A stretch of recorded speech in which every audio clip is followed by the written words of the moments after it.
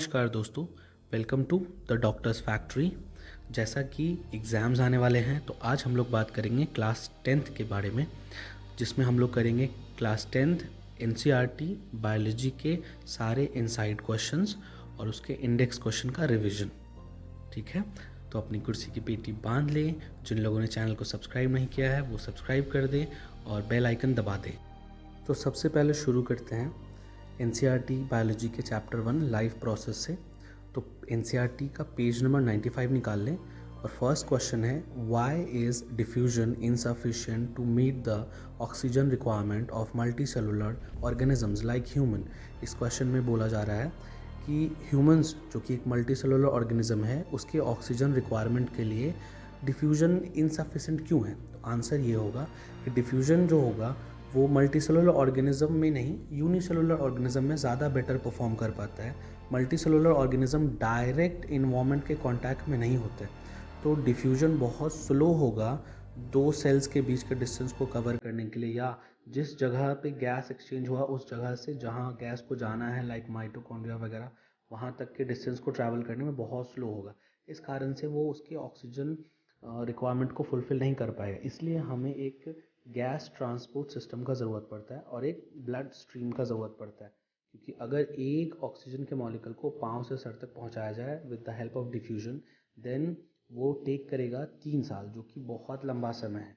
इस कारण से ये ऑक्सीजन रिक्वायरमेंट के लिए इनसफिशिएंट होता है। दूसरा क्वेश्चन है, what criteria do we use to decide whether something is alive और डेड।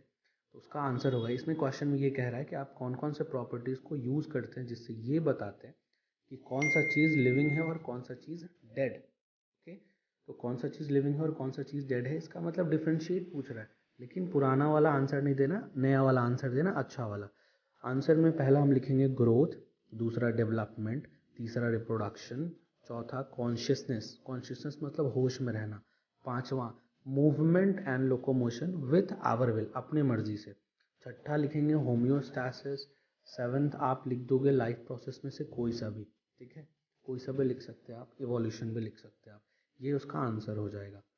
थर्ड क्वेश्चन है, what are outside raw material use for by an organism. बाहर से हम लोग क्या क्या यूज़ करते हैं, ऑक्सीजन हो गया हमारे लिए जो हम लोग बाहर से यूज़ करते हैं बाबू, ऑक्सीजन के बाद वाटर हो गया, फूड सप्लीमेंट जैसे प्लांट्स के लिए कार्बन डाइऑक्साइड वो यूज़ करता है, सनलाइट भी यूज़ करता है ताकि वो अपना फूड बना सके, ठीक है। उसके बाद fourth question, what process would you consider essential for maintaining life. कहा जा रहा है कि कौन कौन से प्रोसेस है जो एक ऑर्गेनिज्म के लिए ज़रूरी है ताकि वो अपने लाइफ को सस्टेन कर सके, सर्वाइव कर सके।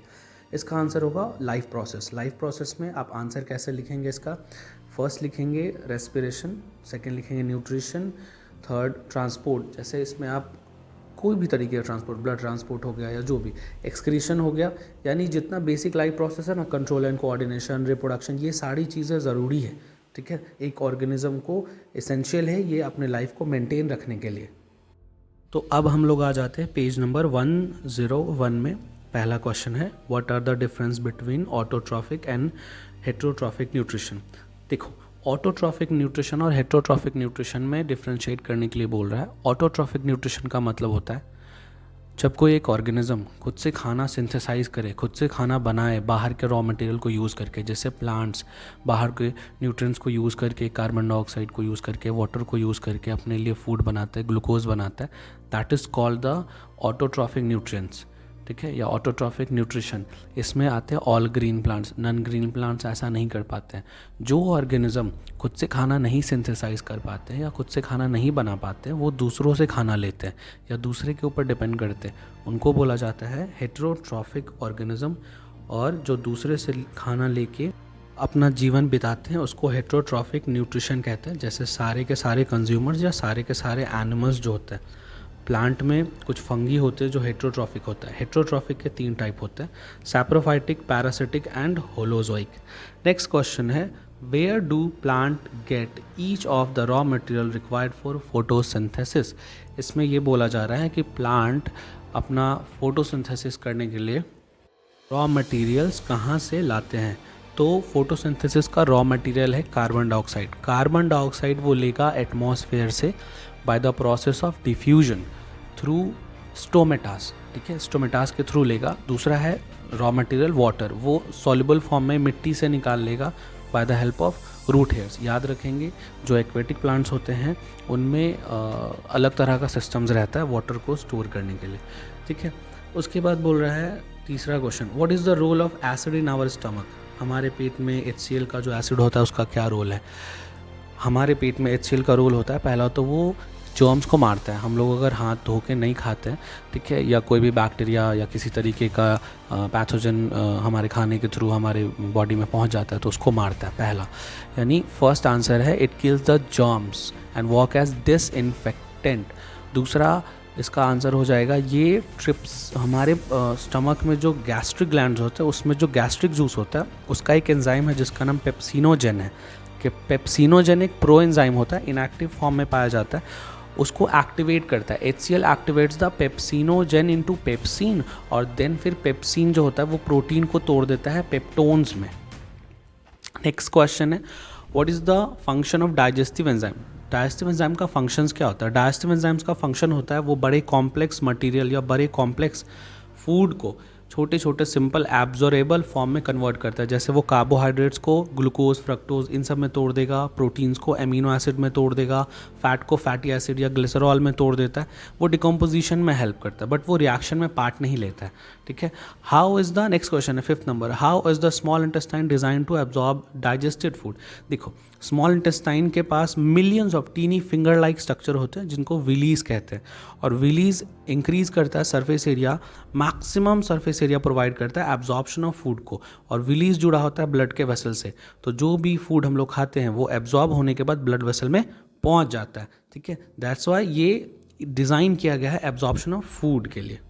अब हम लोग आते हैं पेज नंबर 105 में। फर्स्ट क्वेश्चन है What advantage over an aquatic organism does a terrestrial organism have with regard to obtaining oxygen for respiration। देखो इसमें पूछ रहा है कि एक्वेटिक ऑर्गेनिज्म और टेरेस्ट्रियल ऑर्गेनिज्म में ऑक्सीजन ऑब्टेन करने के सेंस में क्या डिफरेंस होता है, ऐसा सीधा समझ सकते हो। देखो पानी में जो ऑक्सीजन होता है वो डिज़ोल्व फॉर्म में होता है, तो जो भी एक्वेटिक ऑर्गेनिज्म होंगे उनको ज़ोर ज़ोर से और फास्टर ब्रीथ करना होगा ताकि जितना उनको ऑक्सीजन चाहिए उतना उसको मिल पाए, ठीक है। तो टेरेस्ट्रियल ऑर्गेनिज्म को इसमें क्या फ़ायदा है, उसको उतना फास्ट ब्रीथ नहीं करना है। एक बार जब सांस लेगा तो एडिक्वेट अमाउंट ऑफ ऑक्सीजन उसको मिल जाता है, तो बार बार और बहुत फास्ट सांस नहीं लेना पड़े। नहीं तो हम लोग अगर बार बार और बहुत फास्ट सांस लेंगे उसको एक प्यारा सा बीमारी कहते हैं, अस्थमा बोल देते हैं। दूसरा क्वेश्चन है what are the different ways in which glucose is oxidize to provide energy in various organism. दो तरह से ग्लूकोज ऑक्सीडाइज होता है, एक एरोबिक और एक एनारोबिक। देखो इसमें क्लियर याद रखो, एरोबिक रेस्पिरेशन में तो आपको अच्छे से दिखता है कि ग्लूकोज को ऑक्सीजन के प्रेजेंस में तोड़ा गया, कार्बन डाइऑक्साइड और वाटर में कन्वर्ट हुआ, देन 38 ATP एनर्जी दे देता है। लेकिन हाइड्रोजन का रिमूवल भी तो ऑक्सीडेशन ही कहलाता है ना। तो दूसरे वाले फेज में हम लोग ऑक्सीडेशन इसलिए नहीं कहते कि उसमें ऑक्सीजन जुड़ रहा होता है, ठीक है। एनारोबिक वाले में हाइड्रोजन रिमूव हो रहा होता है, that's why we call it oxidation. तो एनारोबिक रेस्पिरेशन में जो ऑक्सीडेशन होता है उसमें इथेनॉल बनता है, C2H5OH बनेगा, और देन जाके कार्बन डाइऑक्साइड और 2 ATP, बहुत कम अमाउंट ऑफ एनर्जी बन रहा होता है, ठीक है। थर्ड क्वेश्चन है how is oxygen and carbon dioxide transported in our body. तो सबसे पहले देखते हैं ऑक्सीजन का ट्रांसपोर्ट। 97% ऑफ टोटल ऑक्सीजन जो होगा वो ट्रांसपोर्टेड होगा RBC से, रेड ब्लड सेल से, और जो बचा हुआ 3% ऑक्सीजन है वो ट्रांसपोर्ट होता है प्लाज्मा में, ब्लड प्लाज्मा में डिजॉल्व होके, ठीक है। RBC में हीमोग्लोबिन नाम का एक पिगमेंट होता है जो कि ऑक्सीजन को कैरी करके लेके जाता है ऑक्सी हीमोग्लोबिन के फॉर्म में, लेकिन वो कार्बन डाइऑक्साइड से ज़्यादा अच्छे से बॉन्डिंग नहीं कर पाता है। तो जब कार्बन डाइऑक्साइड का ट्रांसपोर्ट आता है तो 20 से 25% कार्बन डाइऑक्साइड इज़ कैरिड किस फॉर्म में, कार्बामीनो हेमोग्लोबिन के फॉर्म में, और बाकी रेस्ट 70% जो कार्बन डाइऑक्साइड होगा वो बाइकार्बोनेट, ठीक है, HCO3 के फॉर्म में ट्रैवल करता है, और जो बचा हुआ 7% रह गया वो डिज़ोल्व फॉर्म में प्लाज्मा के थ्रू ट्रांसपोर्ट होता है बाबू, ठीक है। नेक्स्ट आता है how, fourth question, how are the lungs design in human being to maximize the area for exchange of gases. देखो लंग्स के अंदर ना बहुत सारे वो छोटे छोटे एल्वियोलाइज होते हैं जिनके पास सरफेस एरिया एक्सटेंड करने की कैपेसिटी होती है, जो गैस एक्सचेंज में बहुत हेल्प करते हैं। तो एल्वियोलाइज को अगर आप खोल के पूरा बिछा सकते हो तो 100 मीटर स्क्वायर का एरिया वो प्रोवाइड करता है। तो because of the presence of alveoli lungs में, इसकी वजह से मैक्सिमाइज एरिया या मैक्सिमाइज हो जाता है एरिया गैस एक्सचेंज के लिए, ताकि आप गैस एक्सचेंज अच्छे से कर पाओ। अब हम लोग आ जाते हैं पेज नंबर 110 में। पहला क्वेश्चन है, what are the components of transport system in human being. ठीक है, और दूसरा उसी में है, what are the function of these components. तो पहला समझो, ट्रांसपोर्ट सिस्टम इन ब्लड में जो होता है उसको हम लोग ब्लड सर्कुलेटर सिस्टम बोलते हैं। ठीक है, उसके 3 कंपोनेंट्स होते हैं। पहला होता है ब्लड वेसल। ब्लड वेसल 3 तरह के, सबसे अच्छा बड़ा वाला जो होता है या थिक वाला उसको आर्टरीज कहते हैं, फिर वेन्स होता है, फिर सबसे छोटा वाला कैपिलरीज होता है। ठीक है, आर्टरीज का काम होता है कि हार्ट से ब्लड को ऑर्गन्स तक ले जाना, वेन्स का काम होता है ऑर्गन से वापस ब्लड को हार्ट तक लाना, और कैपिलरीज का काम होता है इन दोनों के बीच में एक एक्सचेंज बनाए रखना या तालमेल बनाए रखना। दूसरा कंपोनेंट आता है ब्लड। ब्लड रेड कलर का लिक्विड होता है, कनेक्टिव टिश्यू होता है। ब्लड के 3 पार्ट होते हैं, आरबीसी, डब्ल्यूबीसी और प्लेटलेट्स। आरबीसी का काम ऑक्सीजन और कार्बन डाइऑक्साइड को कैरी करना, डब्ल्यूबीसी का काम डिजीज़ से लड़ना। ठीक है, और जो प्लेटलेट्स का काम होता है उसका काम होता है ब्लड क्लॉटिंग करना। जब आप इंजरी हो जाता है, आपको चोट लग जाता है, कट हो जाता है, उस कंडीशन में ये बहते हुए ब्लड को रोकेगा और सीरियस इंजरी से, मौत होने से बचा लेगा।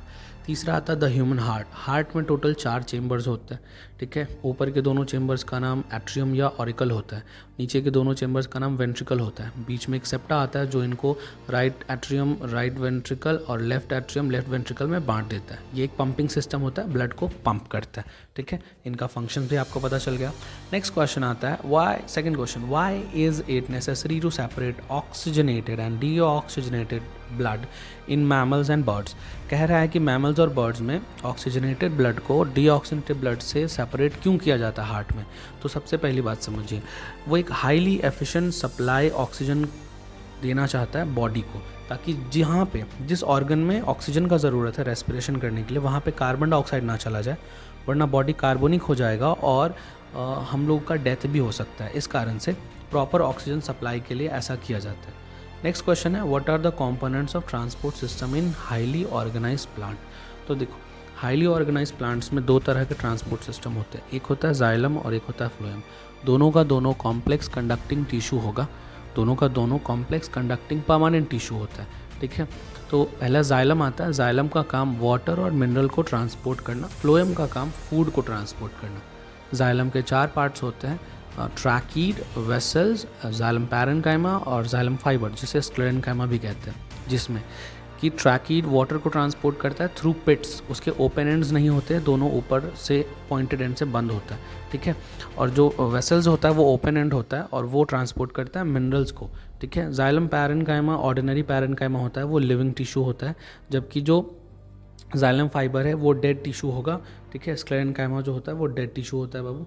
ठीक है, उसके बाद फ्लोएम में आता है। फ्लोएम के भी 4 पार्ट्स होते हैं।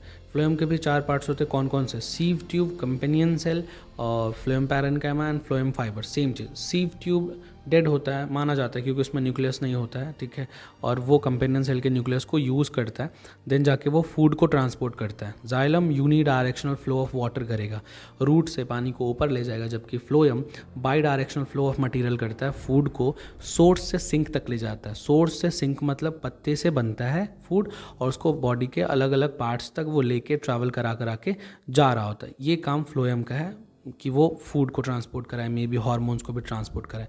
ये 2 तरीके के हाईली ऑर्गेनाइज सिस्टम होते हैं पौधे में ट्रांसपोर्ट करने के लिए। नेक्स्ट क्वेश्चन है 4th, how are water and mineral transported in plant. अभी जस्ट मैंने बताया water is transported from the tracheids and mineral is transported from the vessels. Compose करके हम लोग ऐसा बोल सकते हैं कि जाइलम टिश्यू जो है वो वाटर को और मिनरल को ट्रांसपोर्ट करता है प्लांट्स में। और प्रोसेस कौन सा लगता है? ट्रांसपिरेशन पुल थियरी के हिसाब से या कोहेजन टेंशन पुल थियरी के हिसाब से ये वाटर को ट्रांसपोर्ट करता है पौधे में, रूट से ऊपर के पार्ट्स के तरफ, शूट के तरफ या फ्रूट ब्रांचेस, इन सब जगह पे। 5th क्वेश्चन है, how is food transported in plant. तो फूड बनता है पत्ते में। पत्ते में देखो सबसे ऊपर वाला जो सरफेस एरिया होता है उसको अपर एपिडर्मिस कहते हैं, नीचे वाले को लोअर एपिडर्मिस कहते हैं, और उन दोनों के बीच का जो एरिया होता है उसको हम लोग मीजोफिल जोन कहते हैं या फोटोसिंथेटिक जोन कहते हैं। वहाँ 2 सेल्स होते हैं, एक पैलिसेड सेल और एक स्पंजी सेल होता है। पैलिसेड सेल्स में फोटोसिंथेसिस होता है बिकॉज उसके पास क्लोरोप्लास्ट होता है, वहाँ पे फूड बनेगा, फूड वहाँ से फ्लोएम में लोड होके ऊपर के पार्ट्स पे भी जा सकता है और नीचे रूट की तरफ भी जा सकता है। दैट्स वाई फ्लोएम को by directional flow of material माना जाता है, ठीक है। तो फूड का ट्रांसपोर्ट जो होगा वो फ्लोएम टिश्यू के मदद से होता है। हम लोग आते हैं पेज नंबर 112 में, question number 1, describe the structure and function of nephron. तो देखो, nephrons are the structural and functional unit of excretory system. एक किडनी में 1 मिलियन नेफ्रॉन्स पाए जाते हैं, तो 2 किडनी में लमसम 2 मिलियंस पाए जाते हैं, ठीक है। नेफ्रॉन में 3 पार्ट्स होते हैं। सबसे ऊपर वाले जो पार्ट होता है उसको टफ कैपिलरीज को बोलते हैं हम लोग, ग्लोमेरुलस। गोल गोल उलझा हुआ कैपिलरी का नेटवर्क होता है जिसमें से ब्लड आता है, ठीक है। ब्लड रेनल आर्टरी से आता है और रेनल वेन से वापस चला जाता है साफ ब्लड, ठीक है। रेनल आर्टरी से डर्टी ब्लड आता है, उसमें से इम्प्योरिटीज़ को रखा जाता है। उसके जस्ट नीचे, ग्लोमेरुलस के जस्ट नीचे डबल कप शेप्ड स्ट्रक्चर होता है जिसको हम लोग कहते हैं बोमन्स कैप्सूल, ठीक है। बोमन्स कैप्सूल में एक सबसे ज़्यादा फिल्ट्रेशन होता है, देन वो कचड़े को नीचे की तरफ भेजता है, तब टिब्यूल शुरू होता है, रेनल टिब्यूल्स, उसमें 3 पार्ट होते हैं। बोमन कैप्सूल के जस्ट नीचे पीसीटी आता है, प्रॉक्सिमल कॉन्वोल्यूटेड टिब्यूल्स, वो भी कचरे को रीअब्जॉर्ब करता है, ठीक है। उसके बाद उसके नीचे आता है एक लूप जैसा स्ट्रक्चर जिसको लूप्स ऑफ हेनले कहा जाता है। लूप्स ऑफ हेनले में 2 लूप होते हैं, ascending limb and descending limb. सबसे पहले डिसेंडिंग लिम्ब होता है, उसके बाद असेंडिंग लिम्ब होता है। उसके बाद ऊपर पहुंचेंगे तो हम लोग डीसीटी में आते हैं, डिस्टल कॉन्वोल्यूटेड टिब्यूल्स। ये फाइनली सारे कचरे को एब्जॉर्ब करके और उसको कन्वर्ट कर देता है यूरिन में, और यूरिन कलेक्टिंग डक्ट में उसको स्टोर कर देगा जी, ठीक है। नेक्स्ट आता है second question, what are the methods use by plants to get rid of excretory products. तो पहले प्लांट के एक्सक्रीटरी प्रोडक्ट्स को समझ लेते हैं।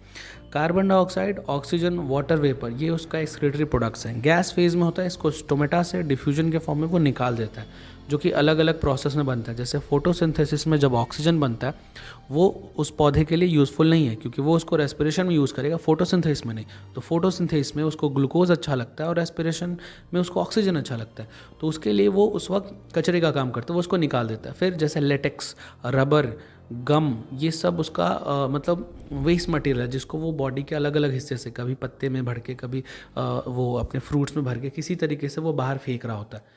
नेक्स्ट क्वेश्चन आता है, how is the amount of urine produce regulated.